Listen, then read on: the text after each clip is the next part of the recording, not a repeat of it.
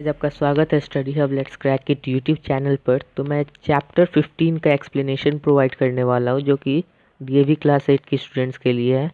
तो ये आपका साइंस का चैप्टर है और इस चैप्टर का नाम है reaching the age of adolescence. तो इस पार्ट में हम लोग बात करने वाले हैं स्टार्टिंग से determination of sex of the child तक, और सेकेंड पार्ट में हम लोग इंडोक्राइन सिस्टम से लास्ट पॉइंट तक बात करेंगे। तो स्टार्ट करते हैं इस चैप्टर को।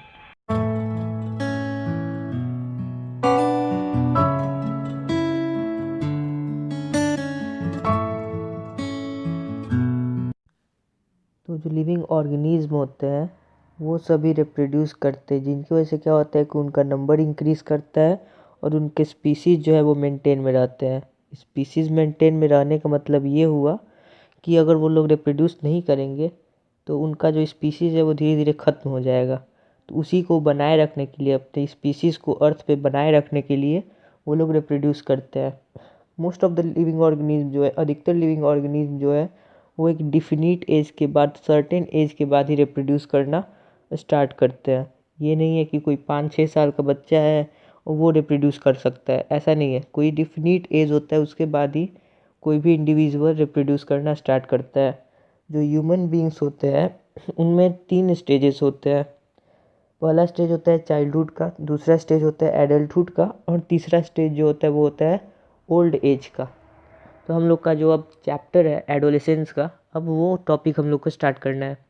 एडोलेसेंस जो है वो एक ट्रांजिशनल स्टेज है। ट्रांजिशनल स्टेज बोलने का मतलब कि एक ऐसा स्टेज जिसमें बहुत सारे चेंजेस आते हैं। ये जो है वो चाइल्डहुड और एडल्टहुड के बीच में आता है। इस स्टेज में क्या होता है कि फिज़िकल और मेंटल डेवलपमेंट होता है ह्यूमन बींग्स का। ठीक है, फिज़िकल डेवलपमेंट होता है यानी शरीर से डेवलपमेंट होता है, और मेंटली भी डेवलपमेंट होता है ह्यूमन बींग्स में।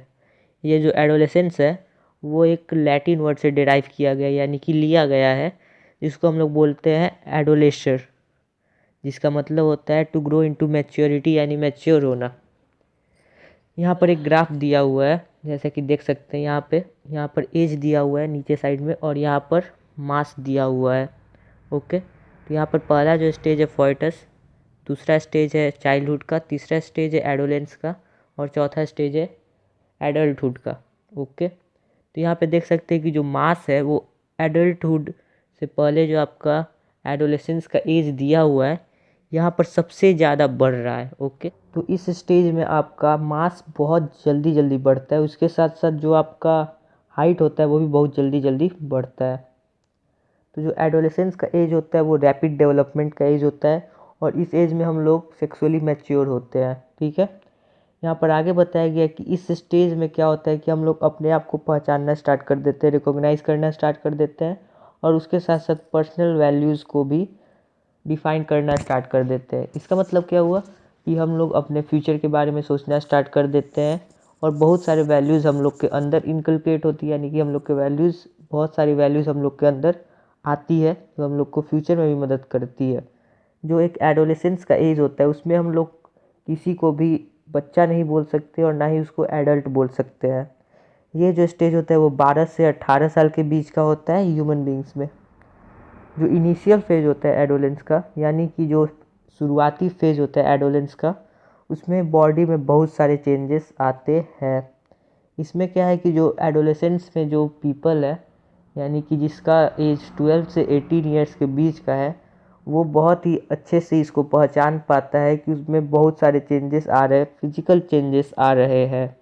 ठीक है, तो ये जो फेज़ होता है 12 टू 15 का फेज, ओके, मैंने पहले बताया था 12 टू 18 इसको बोलते हैं हम लोग एडोलेसेंस का एज, और ये जो 12 टू 15 का एज होता है इसको हम लोग बोलते हैं अर्ली एडोलेसेंस का एज। ठीक है, और इसको हम लोग पुबर्टी भी नाम देते हैं। अब पुबर्टी का मतलब क्या हुआ कि इसी स्टेज में आपका, इसी जो पुबर्टी है 12 टू 15 ईयर्स का, इसी स्टेज में सेक्सुअली मैच्योर होता है चाइल्ड। ओके,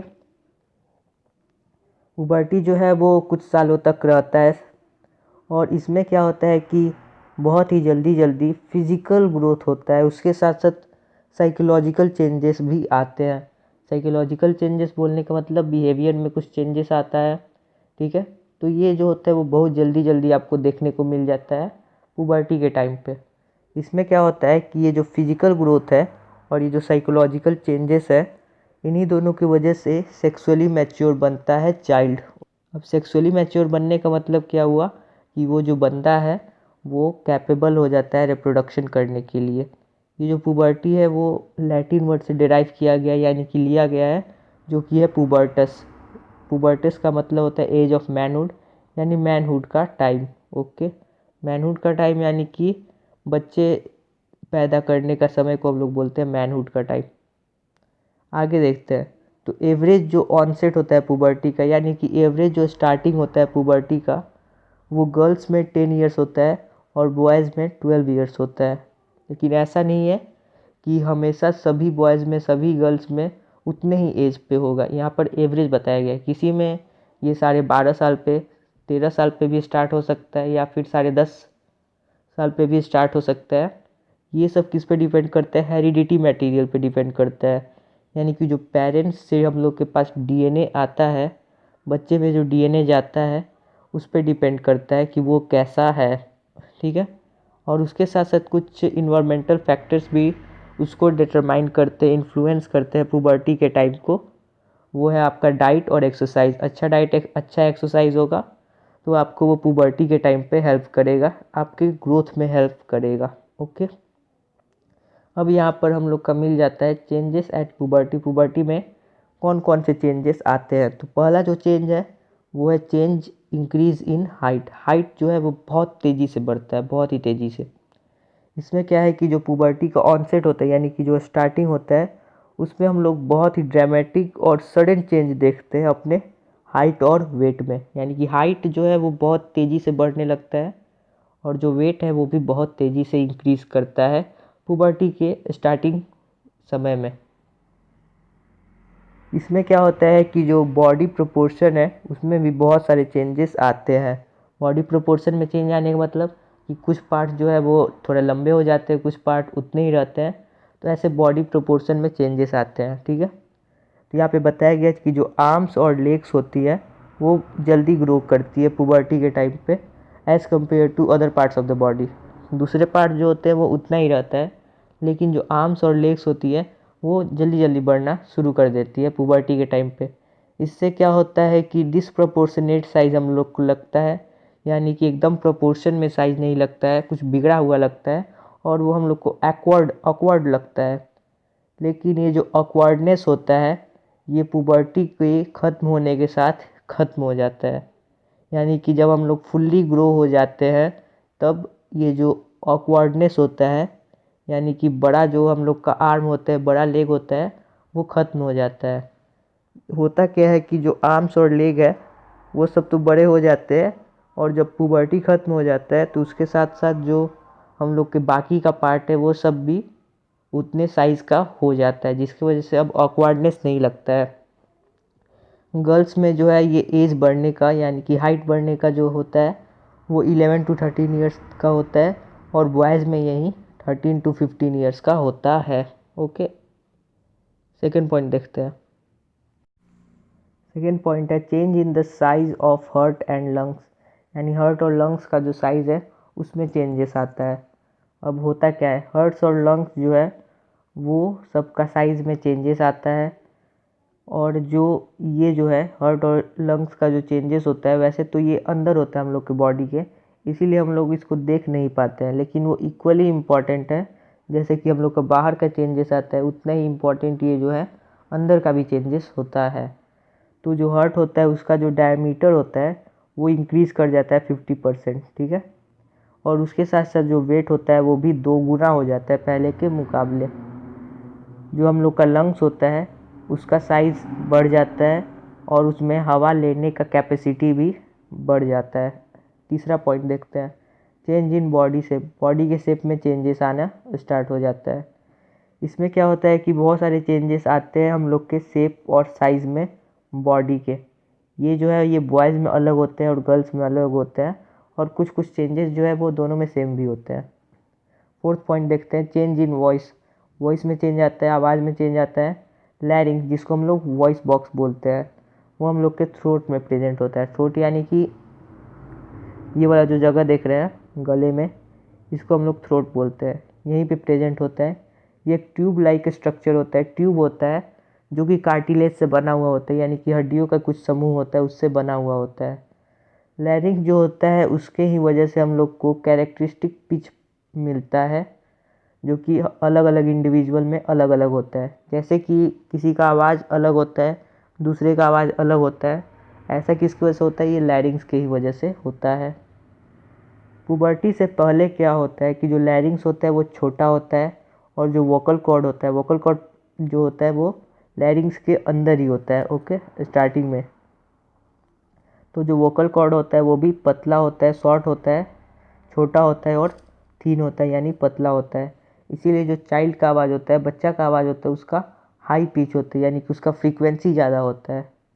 लेकिन जब कोई पुबर्टी की एज से गुजरता है, यानी पुबर्टी का स्टार्टिंग जब होता है, तो उसमें क्या होता है कि जो लैरिंग्स होता है उसका साइज़ बड़ा हो जाता है, और उसके साथ साथ जो वोकल कॉर्ड होता है वो लंबा हो जाता है और मोटा हो जाता है। इसकी वजह से क्या होता है कि जो वॉइस होता है वो डीपर हो जाता है, यानी गहरा आवाज़ हो जाता है, जैसे आदमी लोग का आवाज़ होता है वैसा। ये जो है वो कुछ महीनों तक चलता है ऐसे ही, और जब लैरिंक्स है वो पूरी तरह से ग्रो हो जाता है, तो उसके बाद वो जो वॉइस है वो स्टेबलाइज हो जाता है, यानी कि उसके बाद कोई भी चेंजेस नहीं आता है वॉइस में।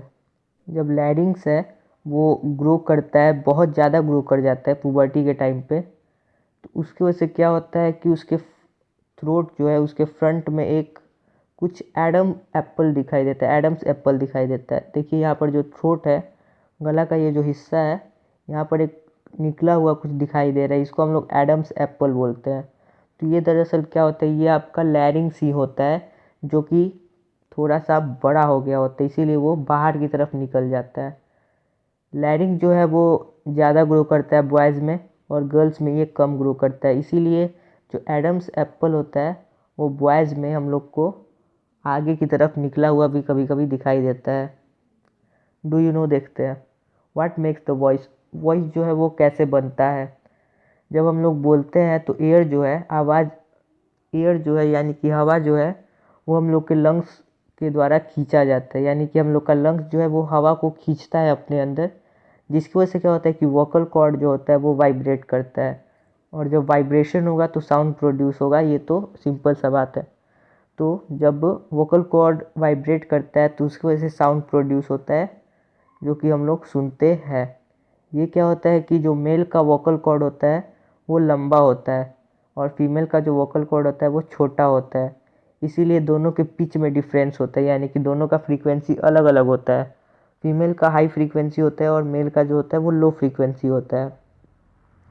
तो जो साउंड होता है वो पिच में कब कन्वर्ट होता है, यानी कि जो मैं बोल रहा हूँ मीनिंगफुल सेंटेंस जो है, ये कब कन्वर्ट होता है साउंड, जब हम लोग अपने लिप का, टीथ का और नेजल कैविटी, नाक के एरिया का इस्तेमाल करते हैं। अब फिफ्थ पॉइंट में क्या लिखा हुआ है, increased activity of sweat and sebaceous glands. जो स्वेट प्रोडक्शन होता है, यानी कि जो पसीना होता है वो ज़्यादा निकलने लगता है, और सेबेशियस ग्लैंड का भी एक्टिविटी बढ़ जाता है। तो यहाँ पर आगे बताया गया सेबेशियस ग्लैंड का क्या काम होता है। तो स्वेट जो है, स्वेट ग्लैंड जो है वो बॉडी में पूरी तरह से डेवलप हो जाता है पुबर्टी के टाइम पे, और इसीलिए यहाँ पर क्या होता है कि बहुत ज़्यादा अमाउंट में स्वेट का प्रोडक्शन होता है, यानी कि पसीना बहुत ज़्यादा अमाउंट में निकलता है। पिंपल्स जो होता है वो इस एज में कॉमन हो जाता है, एडोलेंस की इस पीरियड में कॉमन होता है, क्योंकि जो सेबम होता है जो कि सेबेशियस ग्लैंड से निकलता है, ओके।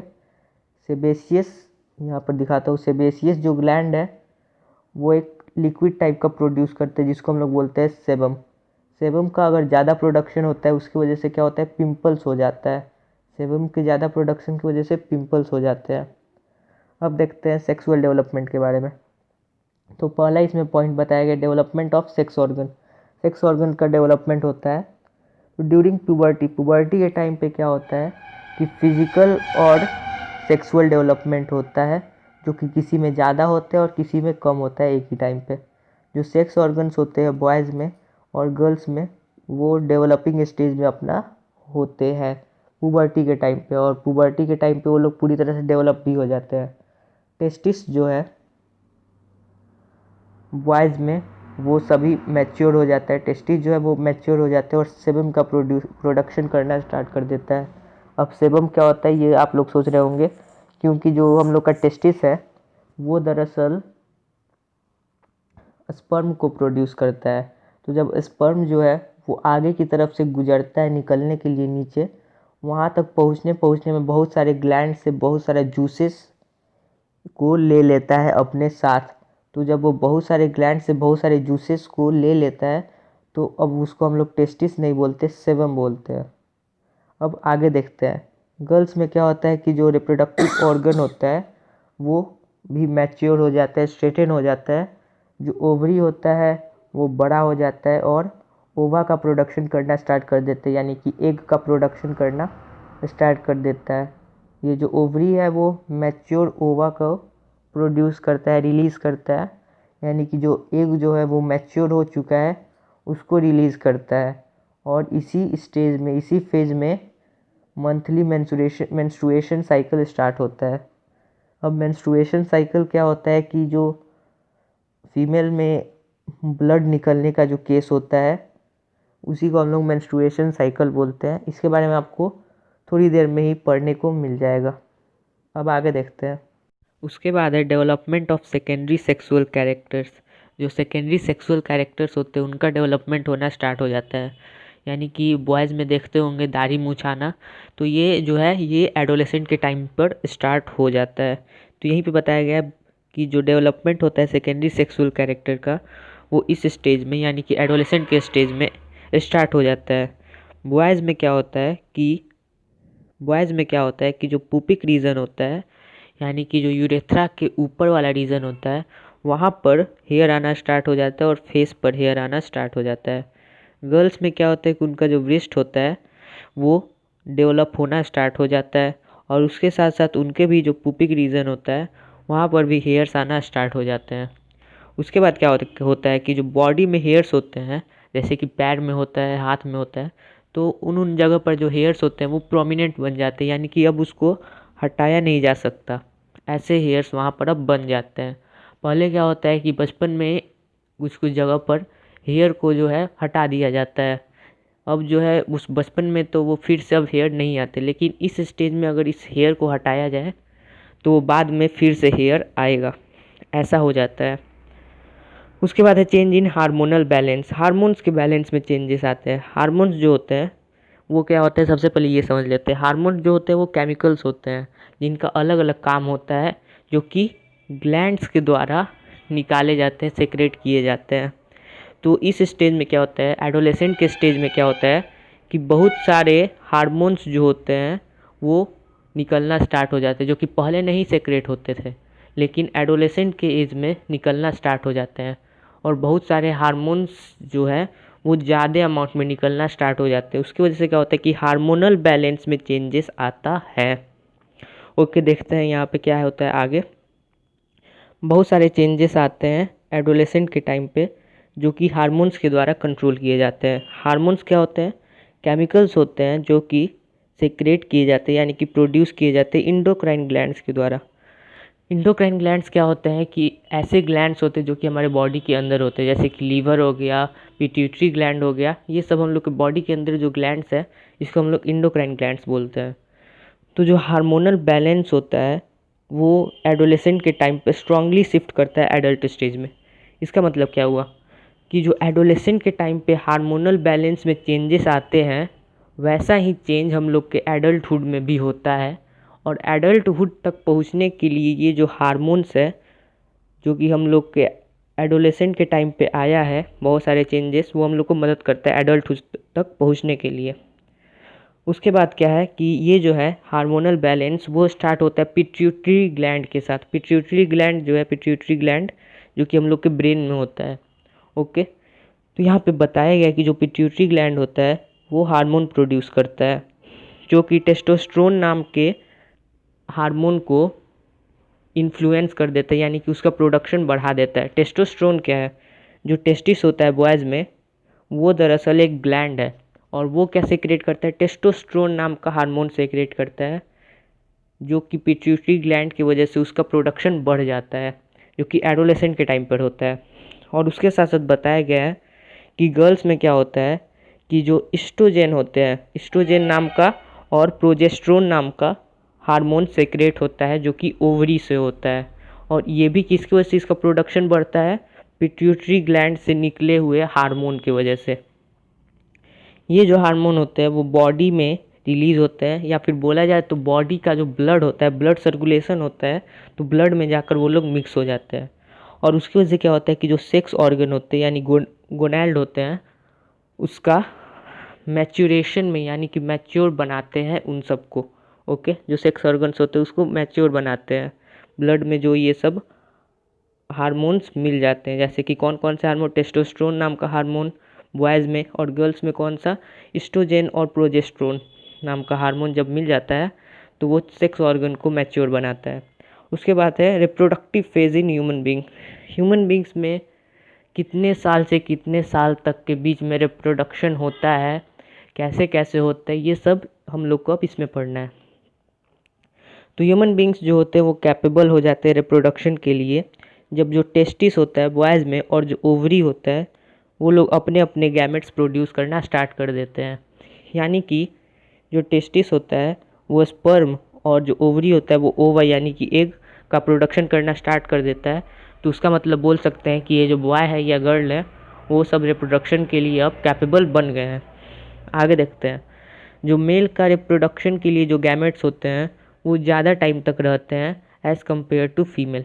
यानी कि जो मेल है वो ज़्यादा टाइम तक रिप्रोडक्शन कर पाते हैं और फीमेल जो है वो उनके मुकाबले कम टाइम तक रिप्रोडक्शन प्रोसेस को कैरी कर पाती है। फीमेल में क्या होता है कि जो ओवरी होता है वो एक्टिव हो जाता है गर्ल्स में जब वो पुबर्टी के एज में पहुंच जाती है। यानी कि 11 टू 13 ईयर्स के बीच में उनका जो ओवरी होता है वो एक्टिव हो जाता है एक को प्रोड्यूस करने के लिए, यानी कि ओवा को प्रोड्यूस करने के लिए। एक ओवम जो होता है जो कि एक ओवरी से निकलता है वो मैच्योर हो जाता है लगभग 28 डेज़ में, 28 दिन में वो मैच्योर हो जाता है। और ये जो मैच्योर ओवम है यानी कि जो मैच्योर एग है वो ओविडक्ट में जाता है और उसके बाद वहाँ पे वेट करता है कि फर्टिलाइज हो जाए वो। अगर फर्टिलाइज हो जाता है तो एग जो है वो दरअसल डेवलप हो जाता है जाइगोट में, और जाइगोट से एम्ब्रियो में डेवलप होता है और उसके बाद वो यूटेरस में चला जाता है। यूटेरस का कैसा शेप होता है, पियर शेप का होता है जो कि ओवरी के बीच में प्रेजेंट होता है। यूटेरस क्या होता है कि मस्कुलर होता है यानी कि मसल से बना हुआ होता है, और इलास्टिक होता है यानी कि हम लोग उसको खींच सकते हैं यानी कि उसको एक्सपैंड कर सकते हैं, इस टाइप का होता है यूटेरस। यहाँ पर यही बताया गया कि यूटेरस जो है वो ग्रो हो सकता है, बढ़ सकता है, स्ट्रेच हो सकता है, खींच सकते हैं उसको और एक्सपैंड कर सकते हैं उसके साइज से ज़्यादा। ओके, ये कब होता है कि जैसे कि आप लोगों ने देखा होगा कि जो माँ होती है उनका आगे की तरफ पेट निकला हुआ होता है। तो ये जो आगे की तरफ पेट निकला हुआ होता है वो क्या होता है असलियत में, वो दरअसल यूटेरस ही होता है आपका। तो यूटेरस में क्या होता है कि वो एक्सपैंड कर जाता है, जैसे जैसे बच्चा जो है वो डेवलप होता जाता है तो वैसे वैसे जो यूटेरस है वो भी अपने आप को, उसका जो एरिया है उसको भी बढ़ाते जाता है, एक्सपैंड करते जाता है, ऐसा होता है उसमें। ठीक है, तो before the embryo reach the uterus, embryo जब यूटेरस में पहुंचता है उससे पहले क्या होता है कि बहुत सारे ब्लड वेसल्स बन जाते हैं वहाँ पे, मोटे मोटे ब्लड वेसल्स का लाइनिंग वहाँ पे बन जाता है। ठीक है, और इसकी वजह से क्या होता है कि वो उसके डेवलपमेंट में मदद करता है फर्टिलाइजेशन होने के बाद। लेकिन अगर बात करें कि अगर फर्टिलाइजेशन हो ही नहीं तो क्या होगा, तो इफ़ फर्टिलाइजेशन डजेंट अकर, अगर फर्टिलाइजेशन नहीं होता है तो एग जो है वो डिसइंटीग्रेट हो जाता है यानी कि नष्ट हो जाता है, टूट जाता है। और जो ब्लड वेसल्स बने हुए होते हैं, ब्लड वेसल्स यानी कि जो ब्लड का लाइनिंग बना हुआ होता है वो भी सेड ऑफ हो जाता है, यानी कि सोच सकते हैं कि वो फट जाता है। और उसकी वजह से क्या होता है कि ब्लड वेसल्स के अंदर जो ब्लड होता है वो बॉडी से बाहर निकलने लगता है और उसी को हम लोग बोलते हैं मेंस्ट्रुएशन। ये जो होता है ये 3 से 6 दिन तक होता है। ओके, और जो फर्स्ट मेंस्ट्रुएशन फ्लो होता है यानी कि पुबर्टी के टाइम पे जो पहला मेंस्ट्रुएशन फ्लो होता है उसको हम लोग बोलते हैं मेनार्क। और जो मेंस्ट्रुएशन साइकिल जब स्टॉप होने वाला होता है, कब स्टॉप होने वाला होता है, 45 टू 50 ईयर्स के बीच में जब स्टॉप होने वाला होता है तब उसको हम लोग क्या बोलते हैं, मेनोपॉज। ये जो है मेनोपॉज वो लास्ट मेंस्ट्रुएशन साइकिल होता है फीमेल में। ओके, आगे देखते हैं। तो हम लोग जनरली बोल सकते हैं कि जो मेंस्ट्रुएशन है वो दरअसल होता है 28 से 30 दिनों के बीच में, लेकिन इसका जो पीरियड है वो वैरी भी कर सकता है। ओके, ऐसा भी हो सकता है कि 26 या 27 दिन में हो या फिर 1 महीने से बाद भी हो, ऐसा भी हो सकता है। ओके, तो जो पहला मेंस्ट्रुएशन होता है, यानी कि हम लोग बात कर रहे हैं मेनार्क का। ओके, तो उसके लिए 6 से 1 साल भी लग जाते हैं गर्ल्स में। उसके बाद से उनका पीरियड में एक रेगुलर मेंस्ट्रुएशन फ्लो स्टार्ट हो जाता है। ओके, यहाँ पर देखिए क्या होता है कि आप लोग जानते हैं कि जो मेनार्क होता है वो सर्टेन एज के बाद होता है, पुबर्टी के टाइम पे। तो ऐसा भी होता है पुबर्टी के टाइम पे कि 6 महीना 1 साल भी लग जाते हैं मेंस्ट्रुएशन साइकिल को स्टार्ट होने के लिए। ओके, ऐसा भी होता है। लेकिन जो ये मेंस्ट्रुएशन साइकिल होता है ये कोई डरने वाली बात नहीं है। ओके, डरने वाली कोई बात नहीं है। ये जो है ये सब में होता है, सारी लेडी होती है, वुमेन होती है, उन सब में होता है। इसमें कोई डरने वाली कोई बात नहीं है, कोई ये बीमारी नहीं है। अगर यहाँ पे बताया गया, अगर जो है ओवम है वो फर्टिलाइज हो गया, स्पर्म के साथ मिल गया, तो वहाँ से वो जाइगोट बनता है, और जाइगोट अपने आप को डिवाइड करते जाता है। और जाइगोट से क्या बनता है? जाइगोट से बनता है इम्ब्रोयो, और इम्ब्रोयो चला जाता है यूटेरस में, और यूटेरस में ही उसका डेवलपमेंट होता है। इसके बारे में आप लोग पिछले चैप्टर में पढ़ चुके हैं, जो कि रिप्रोडक्शन इन एनिमल का चैप्टर था, जिसका मैंने एक्सप्लेनेशन वीडियो भी बनाया हुआ है, आप लोग वहाँ से देख सकते हैं। अब आगे देखते हैं। अब हम लोग को पढ़ना है determination of sex of a child, यानी कि हम लोग किसी भी बच्चे का वो लड़का है या लड़की है इसको डिटरमाइन हम लोग कैसे करते हैं, इसके बारे में पढ़ना है। तो जो ह्यूमन बींग्स होते हैं उनके पास 46 क्रोमोसोम्स होते हैं, जो कि न्यूक्लियस के अंदर होता है सेल के। तो उनमें से 46 क्रोमोसोम्स में से 44 क्रोमोसोम को ऑटोसोम्स बोला जाता है, और जो लास्ट पेयर होता है, यानी कि लास्ट के जो 2 बचे हुए क्रोमोसोम्स होते हैं उनको सेक्स क्रोमोसोम बोला जाता है। तो ये जो लास्ट पेयर होता है क्रोमोसोम का वो मेल में अलग होता है और फीमेल में अलग होता है। मेल में लास्ट सेक्स क्रोमोसोम को XY क्रोमोसोम बोलते हैं, और फीमेल में जो होता है वो XX क्रोमोसोम होता है। तो जो गैमेट होता है, गैमेट बोलने का मतलब एग और स्पर्म। ओके, तो जो गैमेट होता है उनके पास हाफ हाफ नंबर के क्रोमोसोम्स होते हैं। जैसे कि अगर किसी बच्चे को जन्म देना होता है तो 23 क्रोमोसोम जो होगा वो ओवम का होगा, और 23 जो क्रोमोसोम होगा वो स्पर्म का होगा, और दोनों को मिलाकर 46 क्रोमोसोम्स हो जाते हैं। तो इसका ही मतलब यहाँ पे बताया गया है कि जो एग होता है उसके पास हमेशा 22+X क्रोमोसोम देता है।